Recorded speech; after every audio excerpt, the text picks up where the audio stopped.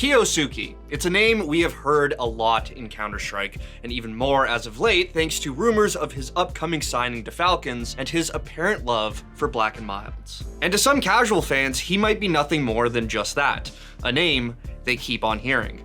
And some hardcore fans might not have taken the time to learn a lot about Kyousuke because they're weary about this framing that he's going to be the next Donk or m0NESY. So who is Kyousuke? How similar is he to Donk? Where the hell did he come from? And is he going to truly turn Falcons into an unbeatable roster? Okay, so Kyousuke, or Kyousuke, people are pronouncing it both ways right now, may have been popping up on your feed lately, being compared to Donk. To be completely fair to all the hype, Kyousuke and Donk do share quite a bit in common. They're both teenagers, Russian riflers, came up through the Spirit Academy system, and can do shit like this. 4-4. Отваливается Рюджин, а тут пистолетами залетели просто на... Второй фраг очень быстрый. Остается...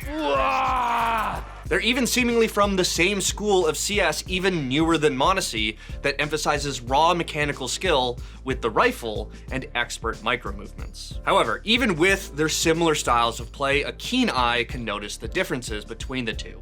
The same differences that Elige noticed when he first checked out Kyousuke 6 months ago. His strafes are very nice. Like, I love the way that Kyousuke does like his short strafes. You know, it feels like he is, you know, playing like a pre-fire map with how clean they are.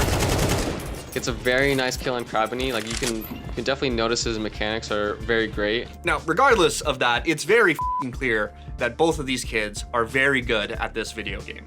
And it seems like Spirit Academy are on the verge of being 2 for 2 in growing generational talents. Which, side note, is probably why the organization has already expanded their academy system with 4 additional teams, at least one which is under 12s. A junior Counter-Strike team consisting of under 12s is f***ing crazy work. Anyway, back to Maxime Lukin, aka Kyousuke, who started playing CSGO around the Shattered Web operation in 2019 after his brother introduced him to the game through Jailbreak. Honestly, based. But after getting very good at the game very quickly and hitting 4,700 elo on Faceit, he was noticed by Scout Overdrive and brought on for a trial with Spirit. And as he continued to impress, he got scouted by even more academy teams, including FORS, VP, and Cybershow. And here's where it gets even more insane. To do all of this, Kyousuke switched to online schooling in grade 8 and moved out of his parents' house to live alone. But as concerning of a gamble that was, it all worked out because at 16 years old, he officially signed to Spirit Academy.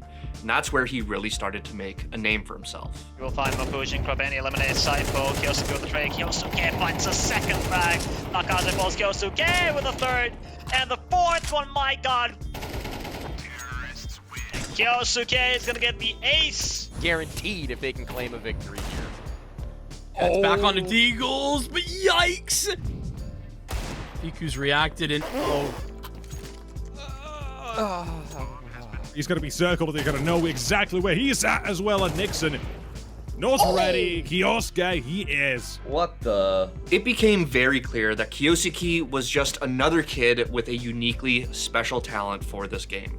And he had some inconsistencies, sure, but when he was playing well, he was virtually unstoppable. His match stats and highlights started doing the rounds, and his numbers were staggering. Even if you didn't watch this kid play, when he's hitting 100 firepower on HLTV, he's going to turn some heads. And by late last year, early this year, Kyousuke became the talk of the town.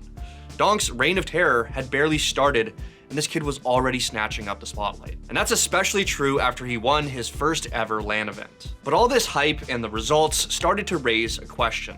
Killing it in the Academy League is cool, but when is this kid going to be ready for the big leagues? And when he is, will it be beside Donk?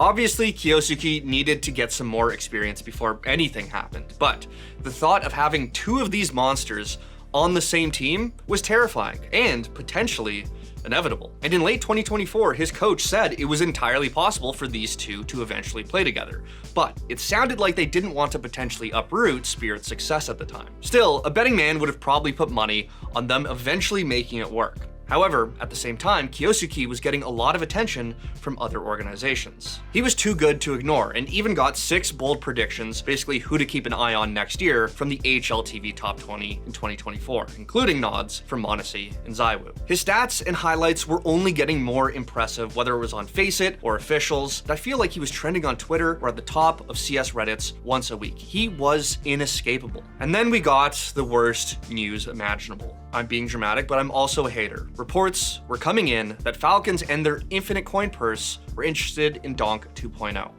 And this was while we were hearing concerns about Kyousuke on Spirit causing too much overlap. And while I would have loved to see him stay or go literally anywhere else, it seems like if Falcons want something, they get it. And now it's basically all but been confirmed that Kyousuke will be replacing Magisk after the Austin Major. So what does all of this mean? Well, I'll tell you this, it's not going to be a sure thing. Just like with Spirit, there is some concerning overlap with the aggressive playstyles that are now all on Falcons. At the same time, Kyousuke is coming off another LAN win, and Falcons lost back-to-back grand finals to Vitality. Maybe this kid and his X factor is what they need to finally push them across the finish line. Regardless, I don't think the move is going to make them worse. I think the question on most people's mind is, will it make them unfair? And right now, I'm just as interested as to why Spirit agreed to part ways in the first place. Spirit have been underperforming lately, so was it truly the fear of overlap between him and Donk? Was the money just too good to pass up? Or given the success of their academy system, do they just have an endless supply of these CS Avants waiting around the corner? And I just wonder if that's like the future that we're heading to, is that like eventually we're gonna be watching kids play that are like too young to sign like by themselves competing.